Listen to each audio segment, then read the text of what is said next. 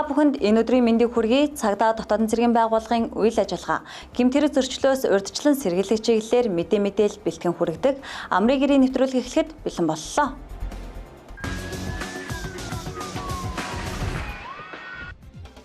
Гэмт хэрэг зөрчлөөс урьдчилан сэргийлэх иргэдийн эрх зүйн боловсролыг дээшлүүлэх зорилгоор бэлтгэн хүргэдэг нэвтрүүлгийнхээ энэ удаагийн дугаарыг архи согтууруулгандаа хэтрүүлэн хэрэгсэнтэй холбоотойгоор үйлдэгч гэмт хэргийн нөхцөл байдлын талаар бэлтгэн хүргэж байна.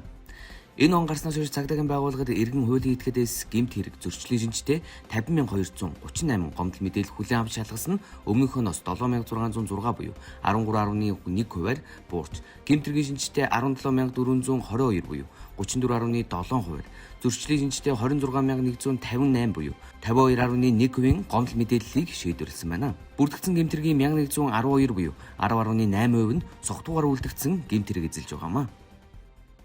3 сард манай 2 том баяр арга хэмжээ болдогтой холбогдуулан цагдаагийн байгууллагад ирэх гэмт хэрэг зөрчлийн шинжтэй дуудлага мэдээлэл маань ихсдэг байна. За энэний гол шалтгаан нь ерөөсөө архи согтууруулах хүндэний зүйл хэтрүүлэн хэрэгэлсэн үедээ ямар нэгэн гэмт хэрэг зөрчлийн хохирогч болох эсвэл гэмт хэрэг зөрчилд холбогдох ийм тохиолдлууд их байдаг. За энэтэй яг юун дээр анхааруулаач гэдэг юм уу те иргэд маань юун дээр анхаарах вэ гэхэлэр ерөөсөл ямар нэгэн байдлаар баяр ёслолын арга хэмжээг зохион байгуулах тэмдэглэн өнгөрүүлэхдээ архи согтууруулалтын зүйл хэтрүүлэн хэрэглэхгүй байх хэтрүүлэн хэрэглэсэн хин нэгээ одоо тий гэр асран хамгаалагч гэдэг юм уу те заавал хүлээл хийж өгдөг үгүй маа гэдэг гэр оронд нь хүргэж өгдөг ийм асуудал бас байх юм бол одоо энэ гэмт хэрэг зөрчилтэй одоо өртөөд байх мөнгөд холбогдох шаардлага гарахгүй. Яагаад ингэж хэлж ийм вэ гэхлээр ерөөсөө ихэнх одоо энэ гэмт хэрэг зөрчлийн маань дуудлагуудын маань дийлэнхээр одоо 10 дуудлагын маань 7 гэдэг юм уу те ерөөсөө архи согтууруулах хүндэний зүйл хэрэглээ хэтрүүлэн хэрэглэснээсээ болоод гудамж талбайд явж байгаад эзүүлээ алдах эсвэл хэн нэгэн хүний эрх чөлөөнд халтцсан тохиолдол эд хөрөнгөнд халтцсан тохиолдлууд байдаг. Архи согтууруулгандаа хэтрүүлэн хэрэглэх гэр бүлийн хүчирхийлэл үйлдэгдэх нөлөөлөх хүчин зүйлийн нэг болдгоо. Согтууруулгандаа хэрэглэсэн үед хүний уур уцаар нэмэгдэж өөрийгөө хянах чадвар буурдаг тул гэр бүлийн маргаан хурцдаж эхнэр нөхөр хүүхэд гэр бүлийн бусад гишүүдэд сэтгэл санаа болон бие махбодын хүчирхийлэл үйлдэх тохиолдол нэмэгддэг. Энэ гэр бүлийн уур амьсгалыг дороотулж хүүхдийн хүмүүжил сэтгэл зүйд сөргөөр нөлөөлөхөөс гадна нийгмийн аюулгүй байдалч сөрөг үр дагавар авчирдаг. Иймд архи согтууруулгандаа хэтрүүлэн хэрэглэхээс татгалзаж гэр бүлдээ хүндэтгэлтэй хариуцлагатай хандах нь гэр бүлийн хүчирхийллээс урьдчилан сэргийлэх чухал алхам юм аа. Ерөнхийдөө айгүйх арх хунаа тэгээд өөрөө бол би арх уудгүй л гэдэг. Тэгээд арх уучаад маргааш нь архаа шараар тайлна. Ахаад нөгөөд нь нуун. Арх уусан цагтаа агсан тавина. Хотго шуух барьж өөрийгөө зүснэ. Тэгээд бид нарыг ална гэж дайрна. Ерөнхийдөө арх уусан цагтаа бол айгүйх нэг хүний ясны биш. Нэг араатан шиг үйлдэл гаргадаг гэх юм уу та. Тэгээд ер нь 7 хоног төр нь арга 5 өдөр нь 4-5 өдөр нь ер нь согтуу байдаг. Тэгээд арх уусан нөхцөлдөө заримдаа хөөх шуухтаа хичээлд нь хөрөж өгч явуулахгүй. Ер нь айгүйх дарамтлагдаг. Тэгээд архины хамааралтай болцсон юм гэхээр би архич мшээл гээл тэгдэг. Тэгэл өдөртөө ингээл гэртээ байж байгаа л орой болох гараа явчаал шөнийн 2-3 гээл нэн согтоо орж ирэл агсан тавиал. Тэгэл энэ үйлдэл угаасаа бараг ер нь айгүй олон жил давтчихна дөө. Тэгээ ерөнхийдөө сүүлийн 19 оноос эхлээд арай л хурцтай л байгаалсан. 19 оноос хойш айгүй гэр бүл дуудаж тэгээд юунд баримтлагын өдөр зөндөө л явж исэн. Тэгээд хэрэг нь явуу авч өгөхгүй. Сая бас ингээ баримтлагын төвчгөөд бидэд буцаал тушуу барайл байхгүй. Тэгэл хүүхдүүдээ ингээд аваад түр хамгаалах байранд ирэл байж гин.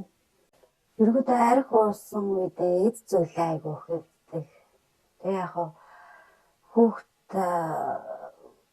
гэхээс л айгүй нэг хүүхдээ л айгүй голчлаа их зоддог.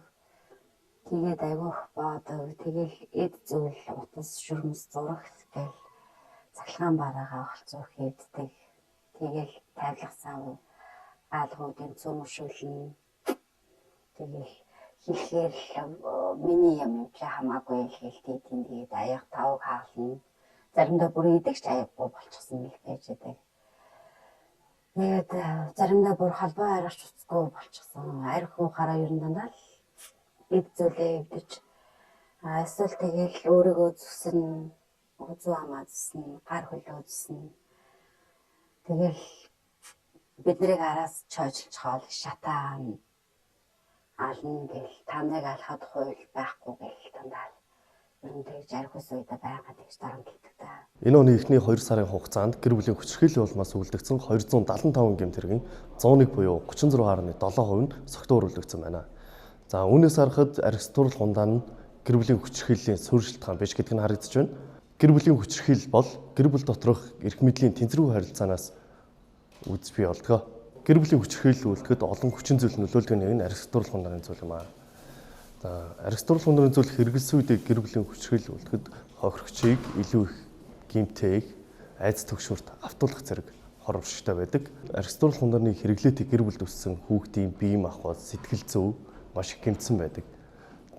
Зөрчлийн тухай хууль болон хүүхд хамгааллын хуулийн заснаар хүүхдийн дэргэд архитектурал хундааны зүйл хэрэглэхгүй байх, хэрэгэлсэн тохиолдолд торгуулийн арга хэмжээ авах хүртэл арга хэмжээг заасан байдаг. Энэ хүүхдийг архитектурал хундааны хор уршигаас хамгаалах, аливаа асуудлыг хүчирхийллийн замаар шийдвэрлэхгүй байх, тухайн хүүхдийн бие махбод болон сэтгэл зүй гэмтхээс урьдчилан сэргийлж буй хуулийн зохицуулт юм аа. Ийм дэргэд та бүхэн гэр бүлийн гишүүний эрх ашиг хөндөхгүй байх, хүүхдийн дэргэд архитектурал хундааны зүйл хэрэглэхгүй байхыг цагдаа байгууллагаас зөвлөж байна. Он гарсаар согтуугаар тээврийг эсэлж жолоодож замун хөдөлгөөнд оролцсон 3986 тохиолдол бүртгэжээ. Архи согтууруулгандаа хэтрүүлэн хэрэгэлсэн үед хүний анхаарал, төвлөрөл, хариу үйлдэл үзүүлэх чадвар хараа болон хөдөлгөөний зохицуулалт буурдаг. Үүний улмаас тээврийн хэрэгслийн аюулгүй жолоодох чадвар алдагдаж, зам тээврийн осол, зөрчил гарах эрсдэл нэмэгддэг байна.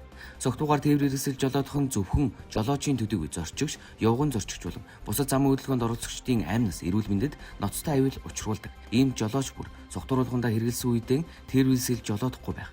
Замын хөдөлгөөний дүрмийг чанд мөрдөх нь зам тээврийн осол зөрчлөөс өөрчлөн сэргийлэх чухал ач холбогдолтой юм аа. Болсонгүй ч. Яг болно гэж үлээстэй удаанаар амсгаагаа татгшаа аваад амсгаагаа авч татгшаа. За үлээ. Үлээ. За болсон. За юу болсон бил ах? Жоо гариг болсон. Ямар арга болсон бэ? Хэр хэмжээтэй? 3 сар болсон. За хаана уугаад хаанаас хаварлаа шивч. Ярам тарих байгаа. За. Тэгээд одоо ийшээ нэг 5 сар авах гэж. За энэ хэд гэж байна? Энэ тоог хэлээрэй. 2.66 гэж. За 2.66 согтуур хундааны зүйл хэрэгсэн үедээ тээврээр жолоож чадахгүй мэдэж байгаа үстэй. Мэдж байгаа. За согтуур тээврийн хэрэгсэл жолоодох зөрчил, за согтуур үлдэгдэж байгаа зам тээврийн гэмтгэр өсөл зөрчлөөс урьдчилан сэргийлэхийн тулд цагдаагийн байгууллагаас уусан бол бүү жолоод гэсэн нэгдсэн болон хэсэгчлсэн арга хэмжээг тогтмол зохион байгуулан ажиллаж байна. За арга хэмжээний хүрээнд энэ оны эхний 2 сарын байдлаар 3976 одоо согтуур тээврийн хэрэгсэл жолоодсон зөрчлийг илрүүлж таслан зогсоосон нь өнгөрсөн оны мөн үетэй харьцуулахад 12%-аар буурсан одоо юм хэрэг үзэлтэй байна. Тэгэхээр буурсан шалтгаан за хяналт шалгалт нэмэгдсэнтэй холбоотой байх. За мөн одоо согтуур тээврийн хэрэгсэл жолоодсон зөрчлийг зөрчлийн хуулиар шийддэг гэсэн бол эрүүгийн хууль руу оруулж өгсөнтэй холбоотой. За эрүүгийн хуулийн 27-гийн 10 буюу согтуур тээврийн хэрэгсэл одоо дахин давтан жолоодсон тохиолдолд бол ял оногтой болохоор зохицуулсан эрх зүйн зохицуулалттай холбоотой байна. Архи согтууруулгандаа хэтрүүлэн хэрэглэн гэмт хэрэг зөрчил гарах гол шалтгаануудын нэг болж иргэдийн амнаас эрүүл мэнд, гэр бүлийн амар тайван байдал, нийгмийн аюулгүй байдалд ноцтой сөргөнлөө үзүүлж байна. Согтууруулгандаа хэрэглэсэн үед хүний ухамсар, өөрийгөө хянах чадвар буурч, уур уцаар нэмэгдэж, бусадтай маргалдах, хүчирхийлэл үйлдэх, олон нийтийн хэв журам зөрчих зэрэг эрсдэл нэмэгддэг байна. Ялангуяа архитан согтуурсантай холбоотойгоор гэр бүлийн хүчирхийлэл үйлдэх, хүний эрүүл мэндэд халдах, танхаарах, зам тээврийн осол гаргах, согтуугаар тээврийн хэрэгсэл жолоодох зэрэг гэмт хэрэг зөрчил ихээр үлдэгдэж байна. Энэ нь зөвхөн тухайн хүний төдийгүй гэр бүл ойр дотны хүмүүс болон нийгэмд хохирол учруулдаг байна. Архины үндсэн найрлах метилийн спирт гэж бодис байгаа. Тэр бол сэтгэц нөлөөт бодис буюу одоо сэтгцэд буюу тархинд нөлөөлдөг, донтолд хамаарал гэдэг үүсгдэг тэм сэтгэц нөлөөт бодис байгаа. За хүн болгоны тэр бодисыг хүлээж аваад задлах, хоргоожуулах чадвар өөрөө хүн болгоны биеийн одоо онцлог байна, удамшил байна тийм нөлөөлж байгаа. Тэгэхээр ямар хугацаанд хэрэглэснээс нь ямар хэмжээгээр хэрэглэснээс нь хамаарат донтолт үүсэх үүсэхгүй зан үйлийн асуудал. За нэгэнт архин дондох эмгэг гэдээ онцлогдсон бол урт хугацааны эмчилгээ шаардлагатай. За манайд бол 7-аас 14 хоног хэвтэ эмчилүүлдэг эмчилгээний үнүүд байгаа.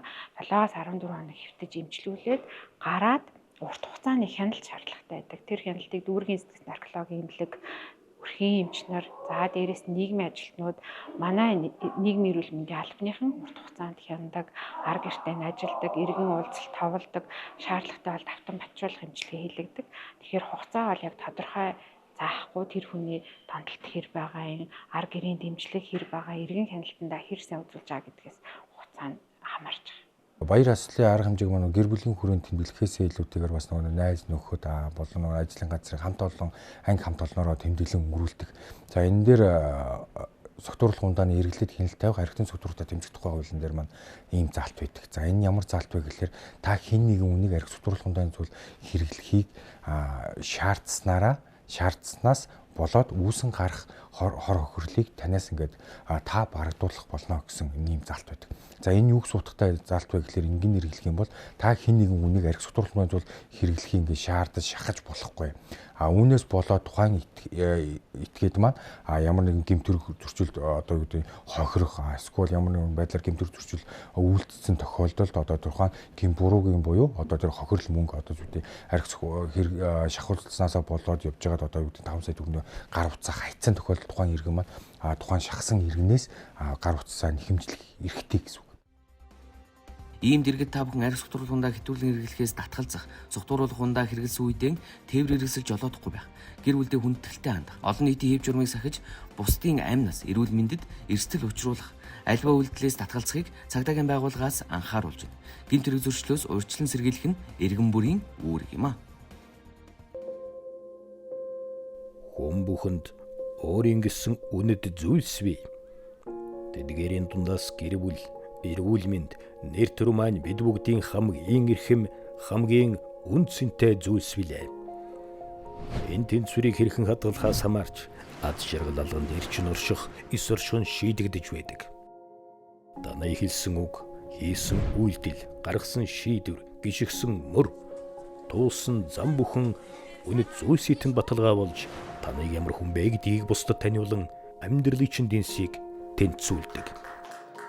Харин үнэт зүйлсийгээ тэр орон зайд өөр буруу зүйлсийг нэвтрүүлбээс үнлэмжийн тэнцвэр нь алдагдаж үнэт зүйлсийн шилэн бөмбөлөг нүдний чинь өмнө өөрийн хагарах бол авилгад заа гэж хэлсэн яг тэр мөчөөс эхлэн чиний хийж үдээсэн бүх ил зүйлс шатаж хийсг нь хийсч хагарах нь хагарч харамсахч ойртож нэг ёсондоо чи дуусна. Чиний ухамсарт амьдрал төгснө. Энэ л үед та хэрхэн мандан бүхнээ авилга гихч хар бараа өнгөөр будаж өнгөрсөн одоо ирээдүгээ хамттанд сүйтгэснэ ойлгож бодорч үрсэн бүхэн эвлэж нийлэхгүйг ухаарна. Энд таныг үнэ зүйлсээ алдаж алгадаагүй. Үнлэмжээ өөрчилгөж хүчлээгүй. Чи зөвхөн өөрийнхөө хүслээр бусармаг зүйлийг хийж тэнцвэрээ алдан буруу зам руу халтарснаа ойлгоно. Тиймээс нүгэлт шунал буруу бодлыг төвчих төдий биш бүр дарж устдаг. Авилгад зоригтойгоор үгүй гэж хэл авилгыг таалцсан.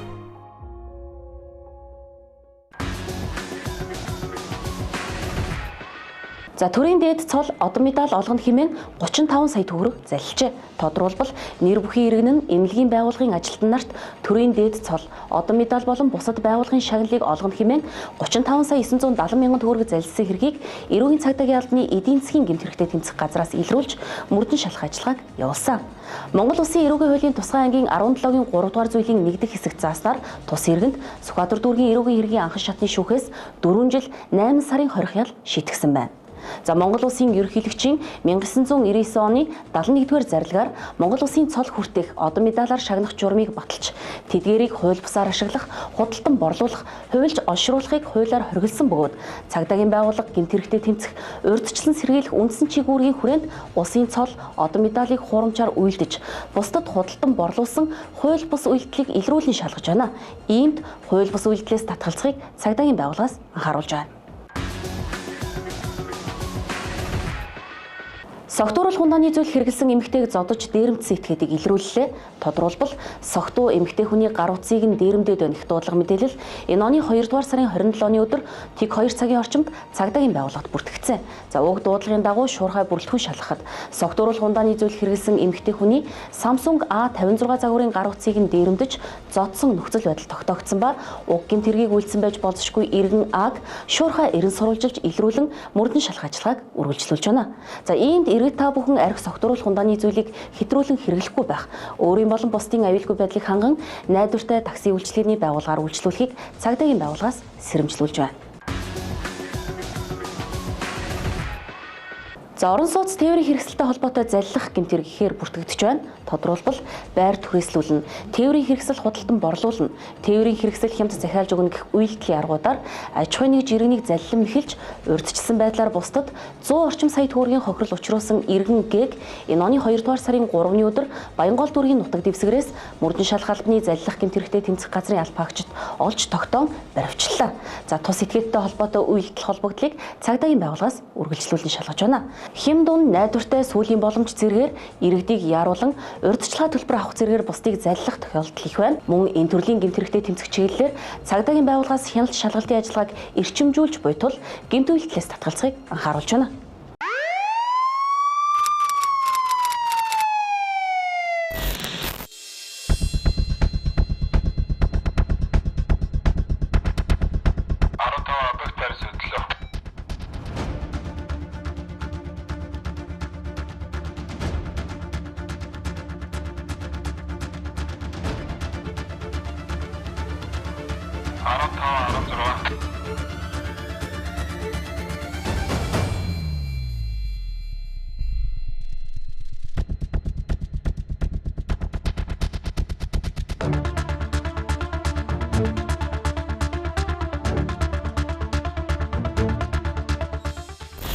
Биежилсэн хамгаалалт гэдэг нь гэрч хохирогчийн амь нас эрүүл мэндийг гэмт халдлагаас хамгаалах зорилгоор биежилсэн хамгаалтыг 24 цагийн турш таны ажил, амьдралын хэвийн үйл ажиллагаанд ямар нэг байдлаар саад учруулахгүйгээр найдвартай хамгаална.